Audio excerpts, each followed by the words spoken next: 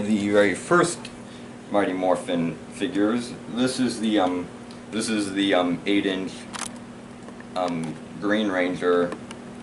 It was one of the original Mighty Morphin figures that came out back in the day, but I think I got it for Christmas around 2 years ago. I might actually make a review of this guy. I would have a lot of fun making that. And now I believe it's time for us to measure both of them. Like I said, the Green Ranger figure is about 8 inches, and the Red Ranger figure is it's close to 5.5 inches, but the actual 5-inch part is about up to his neck, and the cats are trying to grab something while I'm trying to make this review. So, yeah, as you can tell, this figure is much taller than this one, but in terms of scaling, what he has in scale, he has in detail and design, but we'll get more into that once I get to reviewing this guy. So, in terms of the positives of the figure, the accessories that he comes with are, again, very accurate to the accessories that he had in the movie. And I might as well take his weapon out right here. I don't actually remember him using this in the movie, but then again, it's been a while since I watched it, and it can go in his hand with no real problem. And you can get him into all sorts of poses with it. One thing that I actually like doing is that, because I don't want to lose this, I will sometimes try and put it in between his arm and his waist, so it looks like he's sort of holding his helmet like that. So that's a pretty good way of storing the figure. That, or you can just put him back in the box and then never touch him again. But then again, who wants to really do that? So yeah, the positives is that the accessories are good, the articulation is good for a figure like this. The detail is very accurate to how he is in the movie. But some of the flaws that I have are sort of nitpicky, but they're sort of things I would have enjoyed. For one thing, this is sort of due to the movie's fault, but because of the fact that each of these Rangers have the exact same weapon, they don't have any of the weapons that they have in the show, with the exception of the White Ranger. But then again, he only used, I believe Sabo was the White Ranger's name for his sword. That was his weapon name. He only used it for like a few seconds in the movie. And the Pink Ranger has this like whip sort of weapon that she basically never used in the show at all. So none of their actual weapons that they had in the show aren't included in the movie, and therefore aren't included in the figure. And I find that sort of a shame, because it would have been nice to have him holding this, plus holding the power sword that he used in the show. The same with all the other figures.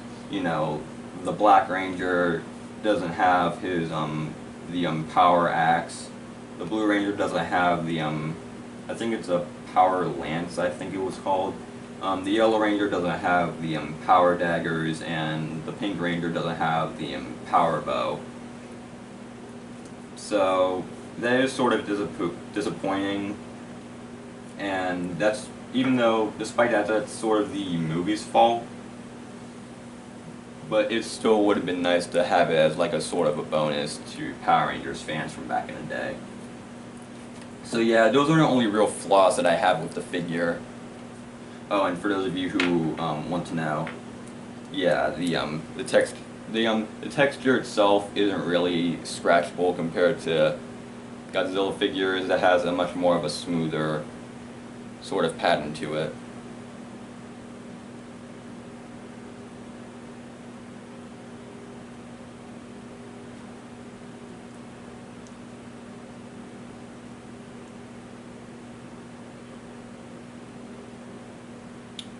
Anyway, overall, I really like this figure. The detail on this guy is very accurate to how he was in the original movie. The articulation is very good, like I said, for a figure like this. Some of the flaws are sort of nitpicky, so I don't really find they don't necessarily hinder the figure in terms of overall. I'm not sure what sort of word you want to describe it as, but in terms of a rating, I would probably give this guy around a 4 out of 5.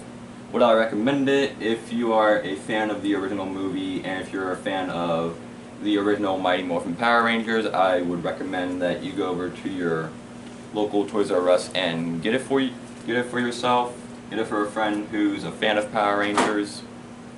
And yeah, I hope you guys enjoyed I hope you guys enjoyed the video, and my mom had just reminded me how much would this sort of thing cost. I believe that my dad paid around $15 to get it. So if you have that sort of money, I would recommend you get this guy. And if you're a collector of Power Rangers merch in general, you would probably have a lot of fun with this guy, whether it be for displaying with any of his other weapons, with his alternate helmet. But good luck. I wish you the best of luck trying to get that on without breaking this. And I forgot that he actually doesn't have his. There we go.